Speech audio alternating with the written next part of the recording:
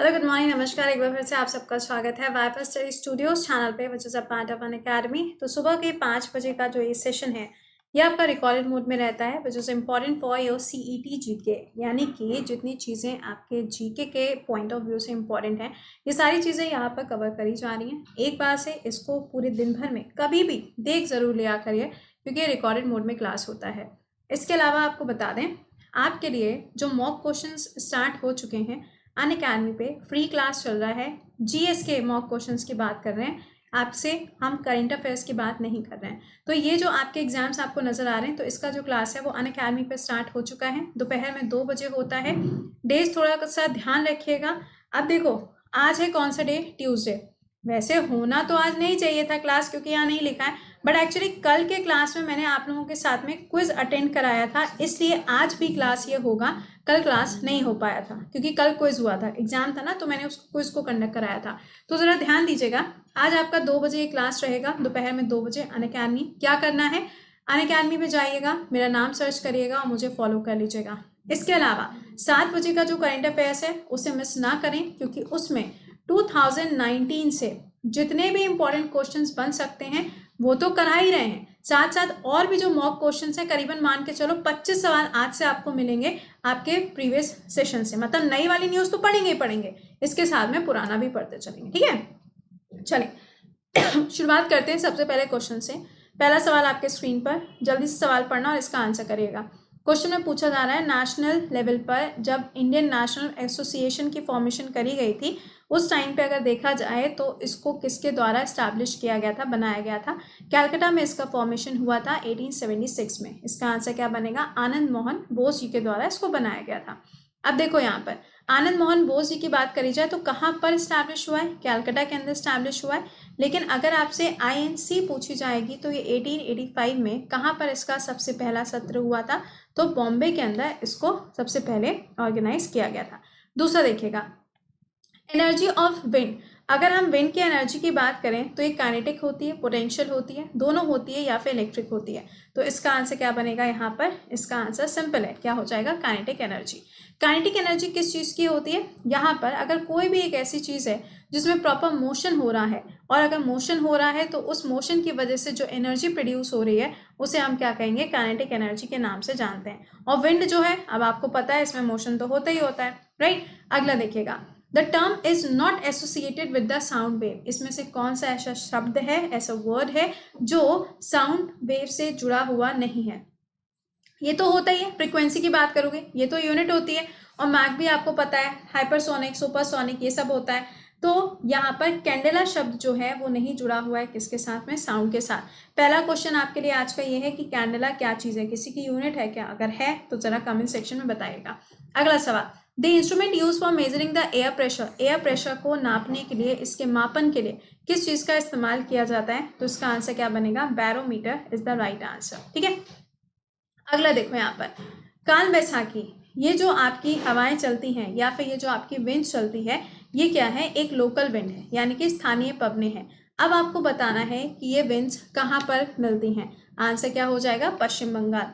अगर आपसे north India में पूछा जाएगा तो नॉर्थ इंडिया में क्या हो जाएगा? लू रहेगा। नेक्स्ट क्वेश्चन है, येलोस्टोन नेशनल पार्क कहाँ पर लोकेटेड है? तो येलोस्टोन नेशनल पार्क कहाँ हो जाएगा? यूएस के अंदर है, और ये एक तरीके का हॉट स्प्रिंग भी है। मे बी सवाल हॉट स्प्रिंग के पॉइंट से पूछ लिया जाए, या पॉसिबिलिटीज हैं इसके हिसाब से पूछ लिया जाए। ठीक है ना, चलो अच्छा, अगला सवाल देखो, rickets. It is a disease associated with the deficiency of. Rickets जो है वो इसमें से किसकी कमी के कारण होती है?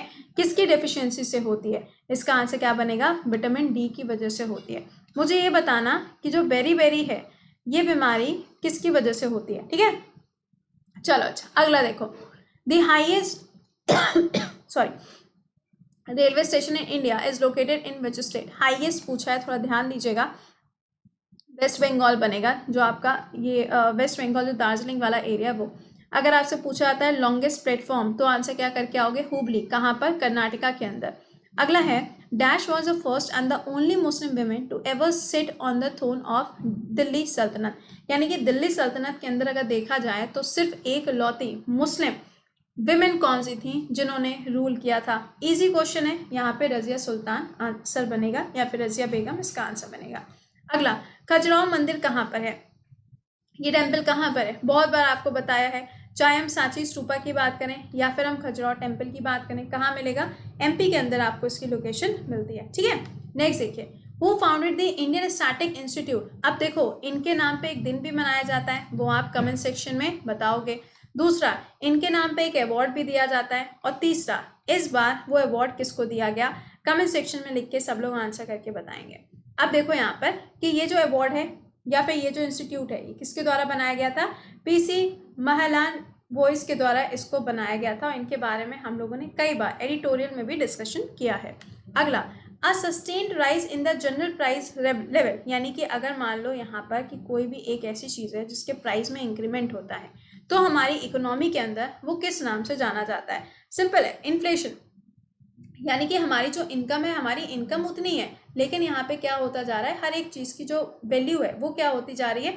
कम होती जा रही है। यानी कि मनी की जो वैल्यू है अगर वो कम हो जाए, अब ये किस कंडीशन पे होगी? जब हम सबकी सैलरी इंक्रीज हो जाएगी। ठीक है, अगला बताओ, dash in Himachal Pradesh is famous tourist attraction? इसमें से कौन सी ऐसी जगह है जो हिमाचल के अंदर है और टूरिस्ट प्लेस के अंदर भी आती है? ठीक है, आंसर क्या हो जाएगा? रोहतांग। अब रोहतांग क्यों याद रखना है भाई? अटल टनल है यहाँ पे, तो रोहतांग तो आपको याद रखना ही पड़ेगा, जरूरी है, मैंडेटरी है, राइट। अगला, the idea of residuary power in Indian constitution has been taken from the constitution of which country? Question में पूछा जा रहा है कि ये जो रेजिटोरी पावर्स होती हैं, अवशिष्ट शक्तियाँ होती हैं, इसको हमारे संविधान में कहाँ से लेके कॉपी किया गया है? आंसर हो जाएगा कनाडा। यूएसए से क्या आएगा? फंडामेंटल राइट आएगा, प्रियम्बल आएगा। जापान से क्या आ जाएगा? कमेंट सेक्शन में लिख के बताइएगा। साउथ अफ्रीका की बात करोगे तो कॉन्स्टिट्यूशनल अमेंडमेंट्स आ जाएंगे, राइट। अगला, dash is a traditional musical instrument of Limbu community in Sikkim? Limbu community की अगर बात करी जाए तो आपसे पूछा जा रहा है कि वहाँ पे इसमें से कौन सा ट्रेडिशनल म्यूजिक है, तो इसका आंसर क्या होगा? ऑप्शन नंबर 1 बनेगा। ठीक है ना। चलो अब आते हैं अगले वाले पॉइंट पे। अगला वाला यहाँ पे क्या है? In India the project tiger was started. अब जैसे कि अभी क्या हुआ था, यूपीपीएससी का जो पेपर था उसमें उन्होंने 3-4 प्रोजेक्ट दिए थे, जैसे कि टाइगर दिया था, एलिफेंट दिया था, वाइल्ड लाइफ प्रोटेक्शन एक्ट दिया था। अब इनको क्या करना था? प्रॉपर्ली अरेंज करना था। तो अगर हमें यही नहीं पता होगा तो हम अरेंज कैसे करेंगे? तो अगर आपसे पूछा जाता है वाइल्ड लाइफ प्रोटेक्शन एक्ट, तो 1972 हो जाएगा, और प्रोजेक्ट टाइगर पूछा जाएगा तो 1973 बनेगा। अगला, वर्ल्ड साइंस डे किस दिन मनाया जाता है? तो 10 नवंबर को ये डे जो है वो सेलिब्रेट होता है। अगला सवाल है, अगर हम बजट की बात करें, 2021 की बात करी जाए, तो मिल्क प्रोसेसिंग कैपेसिटी को डबल करने की बात बोली गई है, ताकि पूरे वर्ल्ड में सबसे ज़्यादा जो प्रोडक्शन है किसका? मिल्क का, वो कहाँ से हो सके? इंडिया से हो सके। तो इसके लिए यहाँ पर ईयर क्या डिसाइड किया गया? 2025 ईयर डिसाइड हुआ है। नेक्स्ट आता है आपका ब्लैक ब्यूटी। इसके ऑथर का नाम क्या है? आंसर बनेगा एना सेवेल। अच्छा, इसके अलावा आज़ादी किताब जो है इसका नाम भी पूछा आ सकता है, Arundhati Roy is the right answer. अगला सवाल, who was the first Indian to win the all India badminton championship? अब ये किसके द्वारा जीती गई है? तो यहाँ पे प्रकाश पादुकोण के द्वारा जीती गई। ठीक, तो हम लोगों ने टोटल 20 क्वेश्चन रट्टा मार लिए। अब इसके बाद 7 बजे जब मिलेंगे ना, तो करंट अफेयर्स के साथ साथ 2019 और जो बाकी आपके इंपॉर्टेंट वन लाइनर्स हैं उनके साथ में मुलाकात होगी। सेशन को अटेंड करना मत भूलिएगा, बिकॉज रिविजन इन मस्ट, और यही रिविजन आपको वहाँ मिल रहा है। ठीक है, इसके अलावा आप में से जितने ऐसे हैं जो यूपीएससी के लिए प्रिपेयर कर रहे हो या फिर यूपीपीएससी के लिए या किसी भी स्टेट एग्जाम के लिए, तो ये बैच आपका आज से शुरू होने जा रहा है। बिल्कुल बेसिक टू एडवांस ये बैच चलेगा, जिसमें आपका प्रीलिम्स, मेंस, आंसर राइटिंग सारी चीज़ें आपको मिलेंगी। 100 से ज़्यादा एजुकेटर्स हैं जिनके क्लासेस आप कर पाओगे। कोड क्या लगेगा?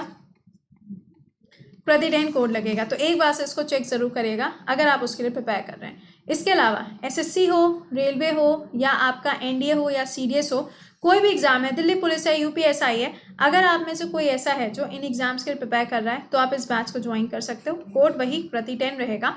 ये ध्यान रखना, अभी साइंस शुरू हो गई है, 5-6 क्लासेस हो गए हैं, तो अभी भी ज्वाइन कर लो, आप अभी भी ज्वाइन कर सकते हो। जो क्लासेस हो गए हैं आपको वो भी मिल जाएंगे।